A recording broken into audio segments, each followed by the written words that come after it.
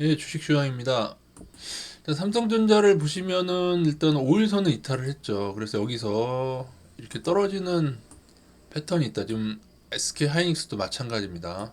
그리고 삼성전자, SK 하이닉스 분들은 가지고 계신 분들은 여기는 이제 전량 손절이죠. 여기 깨지면 사실은 5일선 깨지면 또 일부 한 2, 30% 손절하고 반등 보고 들어가셨더라도 그래도 1분 남겨도 볼 수 있죠. 여기만 지지된다면 이게 오르게 되면은 이쯤에서 오르기도 하죠. 이렇게 돼서 이렇게 오를 수도 있고. 근데 그리고 때로는 여기 쌍바닥 찍고 이렇게 해서 다시 몇 번 가다가 오르는 경우가 있어가지고 그래서 손절은 여기 전량 손절 그리고 오일선 깨졌으니까 좀 일부 줄이고 회복되면 뭐 다시 늘리는 방향으로 그렇게 오일선을 잡고 봐야죠.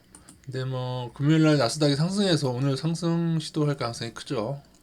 근데 그럼에도 불구하고 장중에 오르다가 오일선 회복 못한다. 그러면 일부는 물량 축소가 정석이 되겠습니다.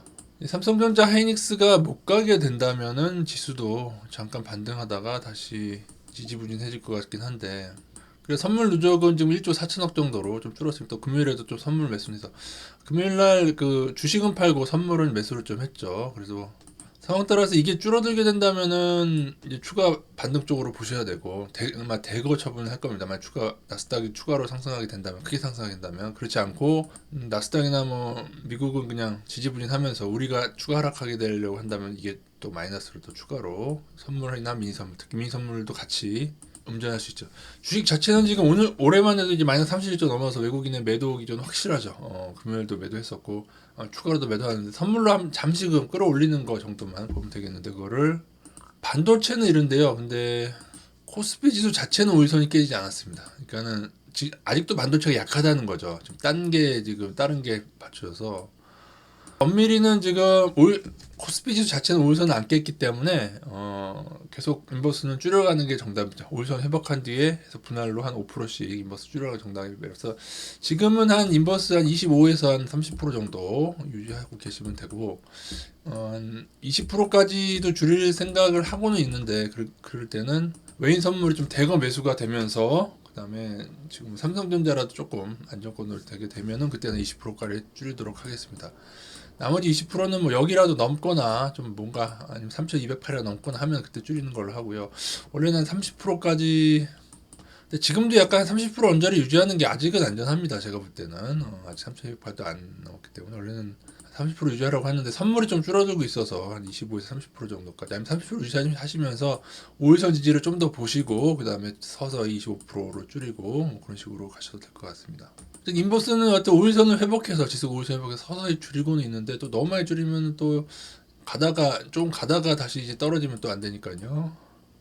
적정해 30% 정도 유지하는 것도 괜찮을 것 같습니다. 근데 선물이 매수가 들어오면은 조금 더 줄이는 방향으로 그렇게 가시면 되겠습니다. 반도체랑 지수 동향 알려드렸고요. 코스닥은 더 강하죠. 5일선도 확실히 회복돼 있고 11선마저 회복돼 있고 코스닥은 좀 강해서 이것도 이제 맞고 떨어지는 건 21선 맞고 떨어지는 건 염두에 두고 있어야 됩니다. 21선까지 돌파된다. 그러면 점점 코스닥 인버스. 근데 비슷하게 해서 비슷하게 조절하시면 될 것 같습니다. 시황 때 그 채팅창에 남겨드리긴 했는데 나스닥은 이거 돌파했죠.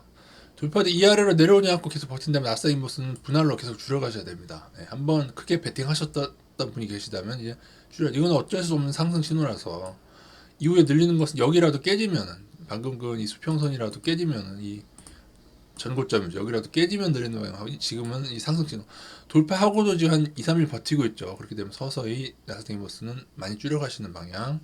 러셀 2000도 조금은 줄여야 됩니다. 인버스. 러셀 2000의 위치는 이 정도 되거든요. 이 정도. 그러니까 전고점 회복 못했고, 근데 이평선들을 이렇게 좀 회복한 요 정도 구간이어서 지금 러셀을 본다면 요 정도 구간이라는 거죠. 왔다 갔다 하면서. 그래서 전고점 넘지 못해서 나스닥보다는 인버스 좀 더 가져가셔도 됩니다만 러셀 2000도 만약에 여기 전고점을 넘게 된다면은 더 줄여야 되고, 근데 이평선 회복한 것 때문에 러셀 2000도 너무 많으신 분들은 조금 줄여서 지금 저희가 지금 인버스 비중 30%다 하면은 국내 주식 비중 70% 말씀드리는 거 아니겠습니까? 그러니까 좀 적정히 섞어서 가셔야 지금은 아직도 지난 말씀드린 다우나스닥이 아직은 상승 추세라서 그렇습니다. 지난 금요일에 반도체도 좀 올라줘서 우리도 반등하지 않을까 싶은데 만약에 반도체가 추가 반등해서 추가 상승이 한 번 더 남아있다고 친다면 아마 이 선물은 아마 이번 주 중으로 월화수 중으로 대거 매수로 처분되고 매수 상향으로 가게 될 수 있습니다. 대거로. 그렇게 되면 저희는 또다시 인버스를 많이 줄이는 거 20%까지 줄이는 것도 고민을 하겠습니다. 선물 강도에 따라서 좀 유동적으로 30%에서 좀 왔다 갔다 하면 될 것 같습니다. 어렵진 않죠. 선물이 상향으로 붙는다 그러면 20%, 선물이 하향으로 붙는다 그러면 30%까지 생각하고, 아니면 그 폭은 적절히 조절하시면 될 것 같습니다. 금리 인상이 있었는데요. 금리 인상 자체는 악재적, 주시장의 악재이긴 한데 아마도 단기적으로는 건재한 모습을 보여주는 척을 할 수가 있습니다. 그러니까 단기적으로 조금 더 상향이 다운나스닥 따라 갈 수도 있고요. 그러다가 약간 시차를 꺾여 내려오는 것도 생각을 해야 되고, 아직은 반등 구간이기 때문에 아직 위험을 다 해제할 수는 없습니다. 반등하다가 꼬라박는 패턴이 얼마든지 존재하기 때문에. 그런데 지금 뭐 너무 많이 가져갈 필요 없고 30%에서 살짝 조절해 나가면서 급락을 하더라도 한 인버스 한 40%만 있어 사실 거의 다 커버 가능하거든요. 그러니까는 30% 전후에서 왔다 갔다 하면서 그렇게 보도록 하겠습니다.